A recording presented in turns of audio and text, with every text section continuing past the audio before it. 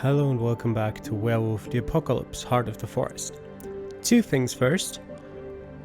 The game does autosave. Secondly, I apologize in advance if I've forgotten absolutely every voice that I was doing for these characters. I do have some remembrance of some of them, but we'll see. A night in the woods. A lonely ray of the moonlight shines on a broken nameplate at the old grave. Imprisoned under the cold, shiny stone, the dead wait for something. I tremble. Something is coming. It's huge and monstrous. I am a seed. I realize I'm a seed. I float in the air. Then I land in wet soil, die and sprout. My roots will blow up the earth. I feel a pull. And I surrender to it. I float toward a clearing. There are piles of fresh corpses of people who died, too young, skinned and mutilated. Their loved ones stand around them, grieving, unable to do anything, waiting. And suddenly they are just trees and tree trunks. I look around. My nostrils flare. Who did it? Who murdered the trees? There's a stench in the air, like meat rotting in acid. But somehow worse. I see the monstrous army. Their mandibles are whirling chainsaws. Their long metal arms are wrapped with black pipes that look like glistening intestines. Their smell is vile. They wait, unmoving. I go to the dead trees, kneel next to them. Words come to me in a language that I don't remember, but that I know. Words about revenge and death and sacrifice. And then my voice tells me to look at the sky. There, between the stars, two shapes circle each other. An old, sad wolf with grey hair and a white weasel. They keep their eyes on one another as they continue their dance, suspicious but not hostile. We need to fight the enemy, the awful rotting stench. I know that much. But how can we do that when we don't trust each other? They stop. They look at me in the clearing. I spill my blood and bless them with words that I do not recognize, but that I understand. They come down to me, and their voice is the voice of the Pushcha. Welcome back. You've been away for too long a time. I wake up.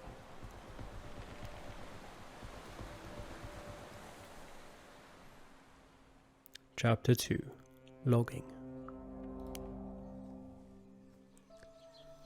Before we start with Chapter 2, let's have a quick look at our stats. Personality assessment, that's mostly what I'm talking about here.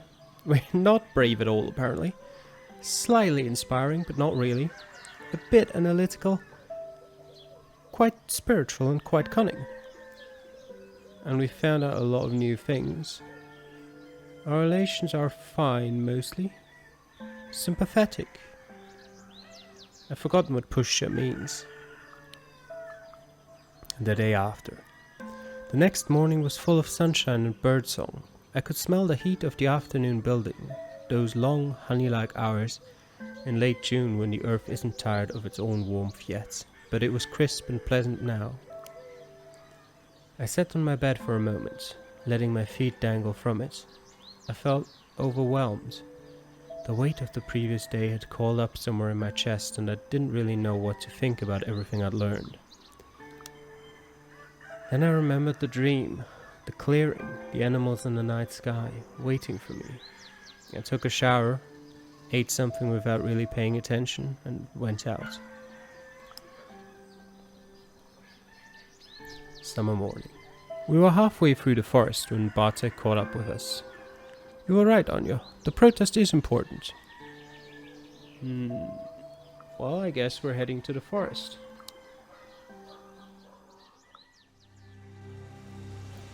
Against the machines. As I walked toward the logging site, I noticed there were more people heading that way. A police car, a couple of SUVs, a TV truck. Young people on bicycles, a green Land Rover from the Forest Services. When I got to the site, it felt utterly surreal. like I'd stepped onto a movie set. Anya looked around. So, what's the plan? I had to learn about my family. I need to figure out how my family fitted into all this. I looked around. On my right was the ancient forest, on my left was the freshly torn clearing. Ahead of me, ruining the view, were huge logging machines and a group of people arguing in their shadow. I thought the machines were sucking the life out of the air, like they were a wound, not just pieces of equipment. The trees they'd cut down lay in the middle, thrown together, lifeless, limp, just like in a dream. Surrounding them were the harvesters that killed them, and people who squabbled over their corpses, the protesters, the reporters, the police, and, of course, the loggers. The harvesters loomed over the clearing, reeking. Olga was arguing with a man in his 30s who looked vaguely military. The protesters were clearly conflicted. Maybe I could solve the conflict? I thrived in solving conflicts, so I went closer. One of the police officers, young and nervous, said something I didn't fully understand. I smiled at him and said, I don't understand. In my best Polish. He smiled back. Oh, he said, you're one of them. And then let us go. Oh, you're one of them, probably. I noticed that someone joined us. Someone used the commotion to sneak with us past the police. A girl with disheveled, bleached-out hair. Don't worry, she patted the officer on the arm. It was an awful pick-up line anyway. He recoiled. You shouldn't touch me, madam. I smiled at her and wanted to say something, but I was interrupted. Pat! Some guy called her from the clearing. Could you come here? I need you to show Olga the chart. She sighed, reaching to her backpack and taking out a tablet. And they're at it again, she murmured under her breath and winked at me. Come in. We went toward the activists. As I walked towards Olga, I heard more and more of the argument. Olga, you can't. The man was speaking with a strong German accent. Pat stood next to him with a tablet. She looked a bit amused.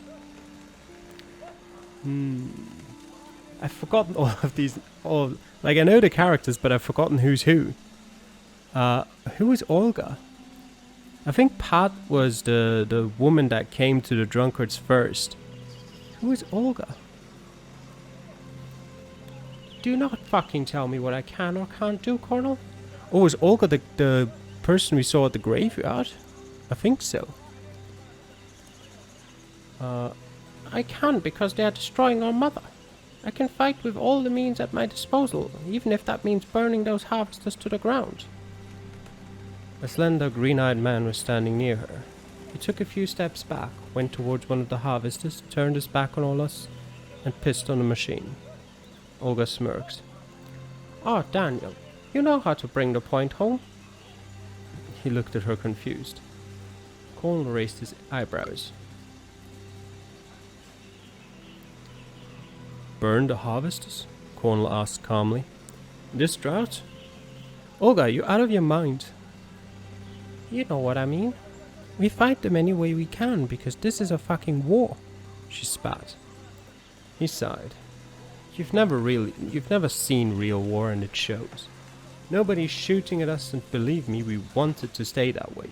We need a peaceful protest. Hi, we need to talk, I said, approaching Olga. Listen, I'm in the middle of something here. We can talk later. In the middle of something? Normally I would wait for them to finish, but it was important. I looked at them both. Olga with her fury and passion, Cornel with his cool professional demeanor, and shared, without any reservations, what I felt about the situation.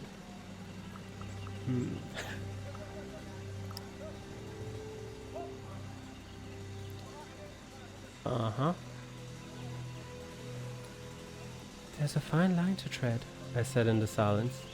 You don't want the protesters to be painted as terrorists, and you don't want them to be treated as irrelevant and ignored. Kim shook their head and moved forward.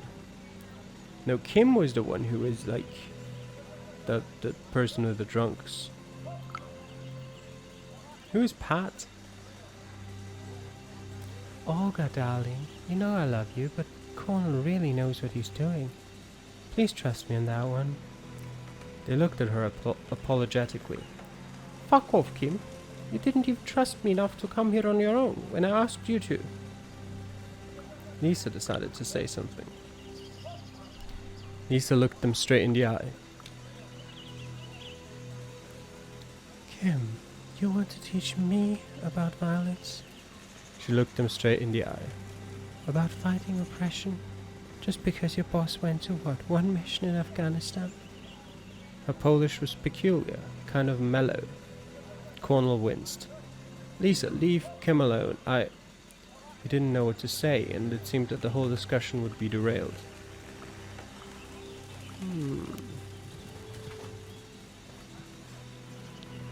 Hey, guys, the forest? I said. The logging? The protest? Olga unclenched her fists. Cornel looked back at her and chuckled softly. You almost punched me. The conversation was over, at least for the time being. Cornel, together with his chronics, walked toward the reporters while Olga went back to the group of people standing in the shadow of an old oak tree. I looked at the pusher. The clearing full of felled trees was like a gaping, bleeding wound in the chest of a friend. I looked at my friends. We have to stop this logging. Yes, just like Olga said. Anya nodded, excited. What they are doing is unforgivable, and we have to fight. It is a very complicated situation. Bartek looked thoughtful. I like what that guy Cornel said, that we should proceed peacefully, not to discourage the public and potential supporters. The logging sites. The harvesters were dripping with black oil, and the forest stood tall, serene, and full of golden light. It looked like it could protect itself. Then I looked at the felled trees, dead, limp, helpless.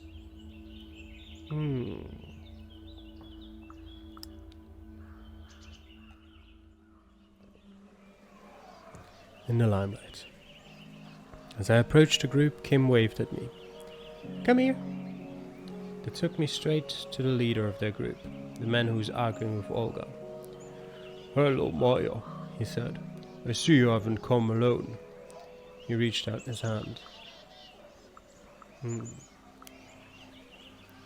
His handshake was firm and strong. His eyes were an uncanny shade of grey. He might have been in his early 30s, I thought. But there was more to him than his pretty bad boy attitude.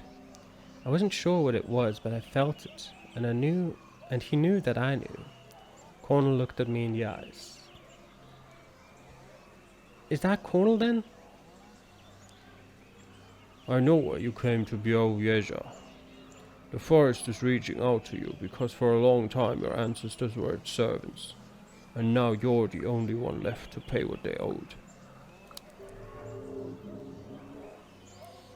I looked at him, skeptical, but he seemed to believe it. The important question is, he looked at me intensely, do you want to help? I had no time to answer. I heard a commotion and turned around. The reporters were coming our way, but their cameras were switched off and pointed at the ground. I ignored them and turned back to Cornel.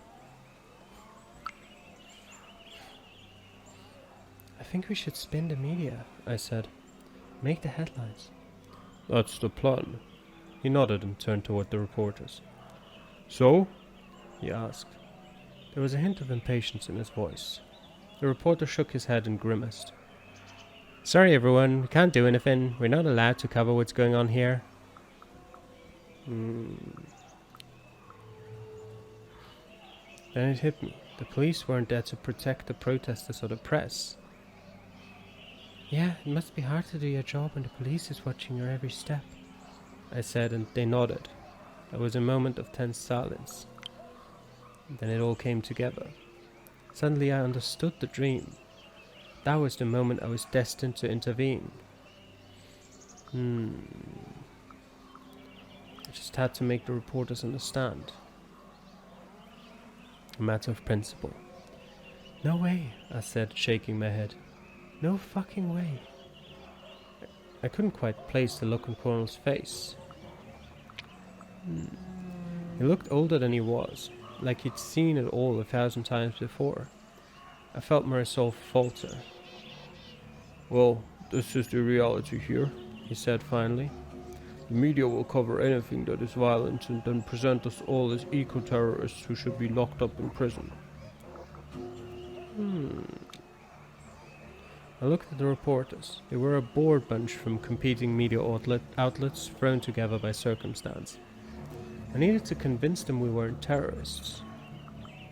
Are you just going to stand here and watch as we try and save the forest? I asked, and for a moment I was surprised by how clear my voice was. The loggers don't respect nature. They came here to destroy it. We have the forest on our side. It will be an epic conflict, and one of you will make money reporting it. The question is which one. It had an effect, just not the one I'd hoped for. And that was exactly the new age bullshit I was hoping for. I turned and saw a journalist lowering their camera. There was a sticker on it with the logo of the national TV station. Now let's throw in a few shots of that freak, he pointed to Kim. Why are deviants destroying the traditional way of life of the Polish countryside? The reporter started saying into his microphone.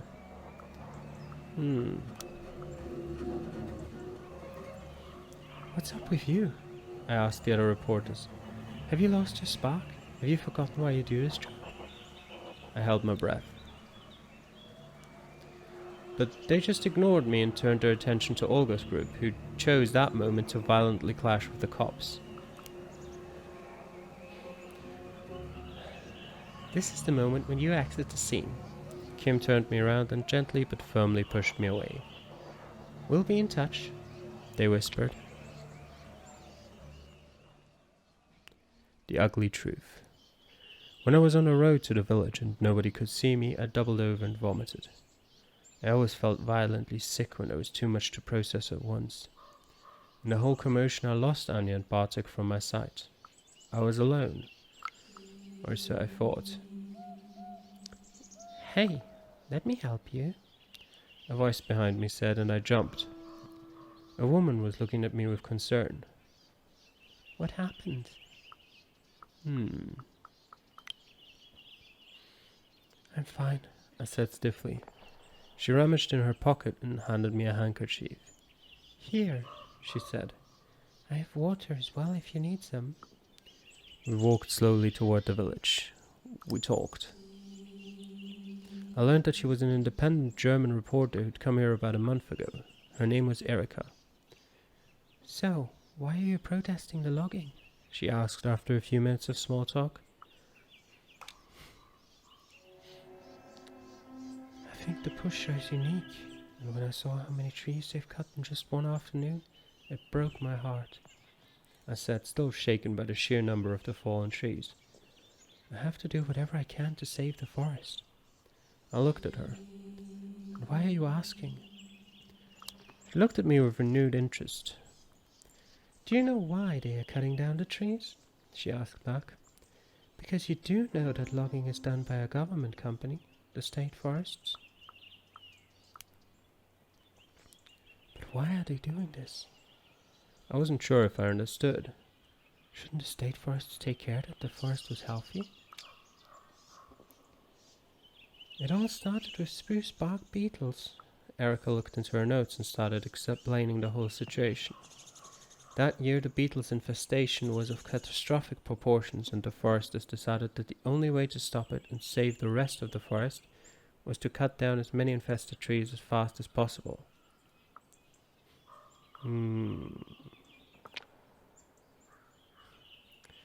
Maybe if they removed the dead trees, the infestation wouldn't spread? I tried to find a solution.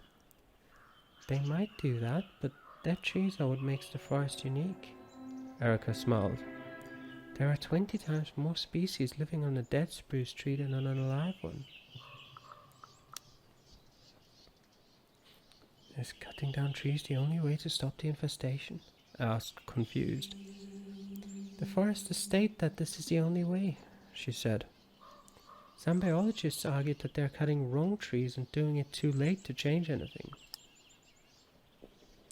But is the logging legal? I wanted to know. Opinions differ, but such massive logging in a UNESCO-listed area might be illegal, Erica answered. Couldn't they just leave the bush alone and let her nature take its course? I asked. That's one of the options, Erica admitted. But there's a drought and no one is sure if the forest would survive on its own. It was a complex situation, but that didn't mean that I should step back, and I felt that Erica was deliberately playing the devil's advocate.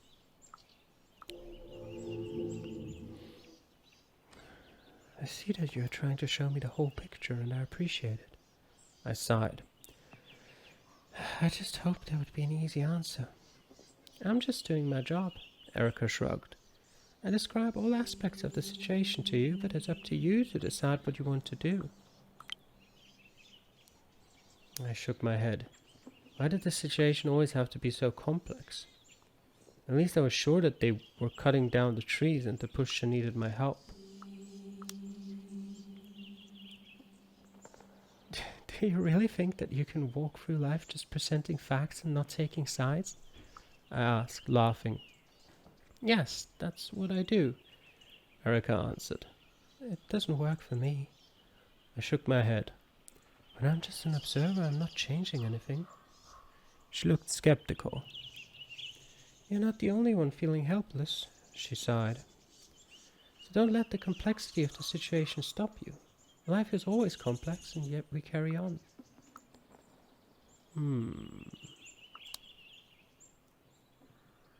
There was so much to process at once. Everything that happened at the logging site, the heat, the stench of the harvesters, the tension between Olga and Cornel that you could cut with a knife. It all made my head spin. What's the matter? She asked. Something wasn't right with the whole situation. I didn't know what it was, and that scared me. I took a deep breath, then I remembered what Cornel had said. And they said that I have some family debts to pay. I shook my head. It's a lot to take in. There was that foul smell back there. She looked at me with a weird expression. What smell? She asked. You didn't smell it? The harvesters reeked of something like meat that's been rotting in acid, only worse. I couldn't even find the words to describe it, but the memory of the foulness still clung to the back of my throat, swimming in my sinuses. I know what you're talking about, she answered slowly, but I don't think everybody can smell it. I looked at her and raised my eyebrow questioningly. Her eyes. There was sympathy in her eyes. You'll learn in your own time if you stay here long enough, she said, clearly wanting to drop the topic. What do you mean? I asked, getting irritated. I just told you. You'll learn in time. Or not at all, which would frankly be better. Anyway, gotta run. As I watched her leave, I thought that whatever was my family legacy had surely manifested itself that day. I guess I'd made some progress. I jumped right into the middle of a very tense situation and at the very least upset the status quo. I just hoped that I hadn't made things worse. Time to regroup. When I opened the door, I found Anya and Bartek sitting on Anya's bed. They were a little flustered and were nonchalantly trying to look like I hadn't interrupted anything. We lost sight of you, Bartek said apologetically. I'm glad you made it back in one piece.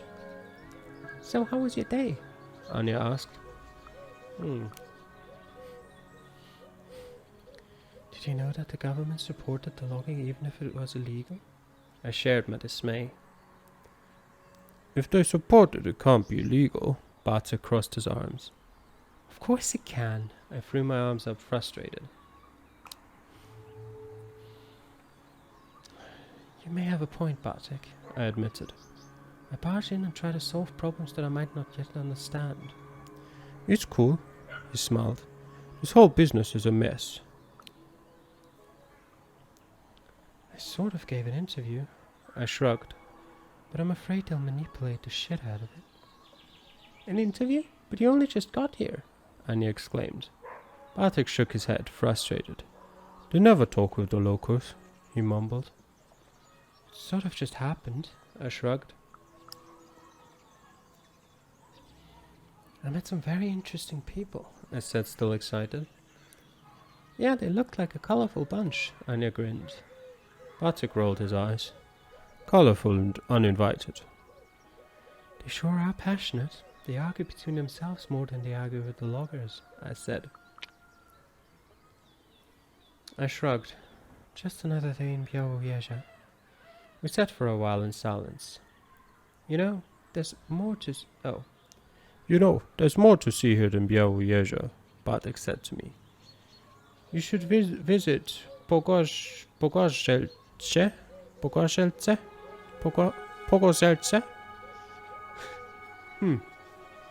Maybe. Pogorzelce. Yeah, alright. Village in the Białowieża forest, established in the 17th century to produce charcoal. Budi is a village in the Białowieża forest known for its open-air folk museum and the copse of ancient oaks. Teremiski is a village in the Białowieża forest and the location of an informal summer folk university. And Chalonka is a village in the Białowieża forest built in the 19th century around the forest industry, now a tourist destination.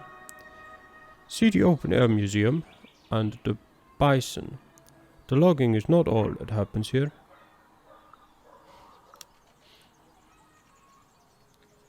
I'd love to see it all, I sighed. And I'll do that as soon as the situation with the pushchair is resolved. And how's the search for your roots going? Asked Bartek, clearly wanting to change the topic. It seems that my ancestors lived around the forest for a long time, I said, and there are some kind of debts to be paid. Wow, Anya looked impressed. Honestly, I'm not sure what to think, but if you need something, just let me know. I just sat there, looking through the window. The day had been full on, and I was exhausted. I didn't notice when I fell asleep. I can do anything. It's quiet now, yet I know deep down inside that something isn't right. I'm sneaking through the forest to the logging site. It's getting dark. The light seeps away as though there are millions of tiny punch holes in the sky through which it can escape. And then the darkness starts to pour in. And I see bodies strewn across the ground, bloodied, maimed, with their limbs torn from destroyed torsos. I can see some of them are still alive, still struggling for air, still trying to live. They are all trees, fallen trees, still alive, still struggling for air. I see shapes moving in the darkness. They have long skeletal arms. They are wrapped in glistening black intestines, and each arm has a wide gaping mandible full of whirring blades. They snap at me blindly. I turn around and see the forest move. They have horns, they have antlers. Their eyes shine in the dark, and they are ready. I watch them charge, lunging at the monsters, falling prey to the snapping teeth. I feel their anger wash over me, fill me with rage, and I rush to join them. And I strike. Only when I know the enemy's weakness do I strike. I move unseen and unstoppable, breaking necks, tearing at arteries, ending lives, and I am the one laughing. And I wake up. I gasped and bolted upright. I was alone. The sun was setting, and in the deep red light the room looked like it was bathed in blood.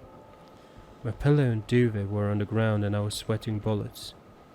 I looked at my legs. When did they become so hairy? I could have sworn I'd shaved them that morning.